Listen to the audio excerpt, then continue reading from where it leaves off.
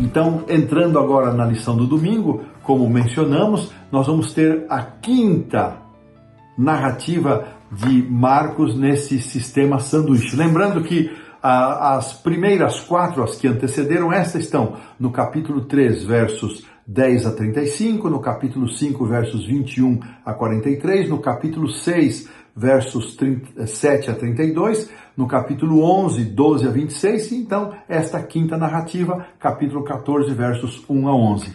Muito possivelmente, estes versos iniciais, o 1 e o 2 do capítulo 14, que tem aqui na minha Bíblia, nesta versão que eu estou usando, o título, o plano para tirar a vida de Jesus, muito possivelmente isso tenha ocorrido na terça-feira ainda à noite, depois de Jesus ter deixado o templo, ou na quarta-feira pela manhã. Em algum momento desses dias da semana, ou na terça-noite, ou na quarta-feira. E então, Marcos faz aqui uma narrativa em sanduíche, trazendo no meio deste assunto do pacto de traição, que vai ser narrado entre 10 e 11, os textos que tratam da unção de Jesus em Betânia.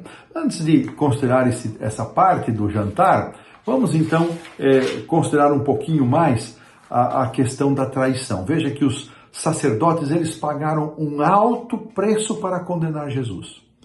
Eles estavam determinados a eliminar Jesus. Eles contrataram testemunhas falsas e concordaram em dar a Judas um determinado valor, 30 moedas de prata, que correspondia mais ou menos a 120 denários, 120 diárias do trabalho de um trabalhador comum.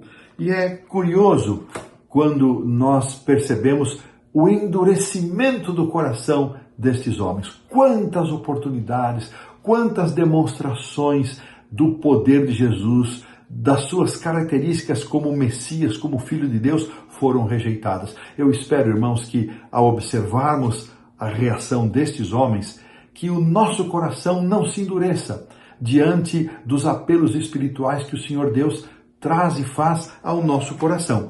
A lição, ela vai nos apresentar, entre as duas partes relacionadas à traição, a história do jantar. Talvez aqui é bem possível que neste ponto, embora Marcos seja um evangelho bem cronológico, mas tudo indica que esta história ela está fora da cronologia ideal. Tudo indica que a cronologia mais adequada seja apresentada por João, onde esta festa tem acontecido em sábado à noite daquela mesma semana, após o pôr do sol, em casa de Simão. Aqui, nesse relato de Marcos, ele não identifica a mulher, mas nós sabemos, por a identificação dos outros evangelistas, que foi Maria. E ao mesmo tempo em que ele não apresenta isso, mas ele destaca o mais importante, como Jesus valorizou esta atitude de Maria. E ele faz aqui, o autor nos chama atenção, eu achei isso muito bonito, no verso, deixa-me ver aqui, no verso 6, Marcos, afirma que ela praticou boa ação. Então o autor destaca que esta boa ação, reconhecida por Jesus, que ela estava ungindo a Jesus para a sepultura, antecipando-se, está em harmonia com o evangelho sendo pregado e contando esta história. E agora vem um outro elemento mais interessante ainda, que eu também nunca havia percebido. Ele junta então esta boa ação praticada por esta mulher, junta o evangelho, que são as boas novas, e contrasta com a atitude de Judas, que procurava uma boa ocasião, mencionada ali no verso 11. Veja que uma boa ação será narrada nas boas novas do evangelho. Em contraste, nós temos Judas procurando uma boa ocasião para atrair a Jesus. E eu fiquei pensando nisso, meus irmãos, amigos, queridos, que boas coisas nós estamos procurando fazer por Jesus. Em que dimensão aí nós nos encontramos? Será que eu estou na dimensão da mulher, fazendo algo notoriamente bom, que se harmoniza com o evangelho, com as boas novas? Ou estou procurando outras coisas boas que não estão em harmonia com o evangelho, nem em harmonia com aquilo que dignifica, santifica e glorifica o Senhor Jesus? Olha que desafio para nós, que coisa tremenda para meditarmos e avaliarmos a nossa conduta, a nossa vida.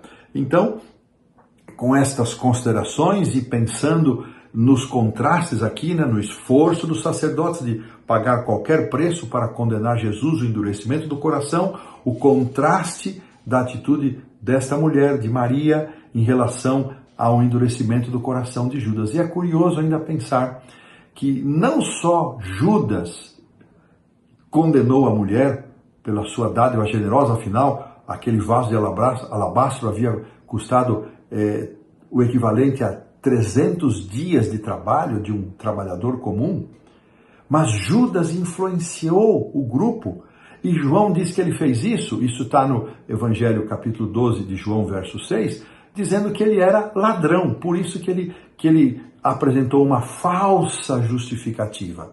Uma falsa justificativa. Irmãos, eu tenho visto muitas vezes pessoas apresentarem, em nome do seu zelo pela causa do Senhor, condenação a certos projetos, a certas coisas que dignificam a igreja, que fazem a igreja avançar. Nós temos que ter muito cuidado com as nossas ponderações, nas nossas comissões, sejam elas as administrativas das nossas entidades institucionais ou mesmo da nossa igreja local. Às vezes nós assumimos posturas de determinado zelo para proteger as coisas da igreja, mas no fundo nós estamos apenas e tão somente dando vazão ao egoísmo do nosso coração. São lições para nós recordarmos, pensarmos e refletirmos na nossa postura, na nossa posição. Aqui então colocamos um ponto final na lição do domingo.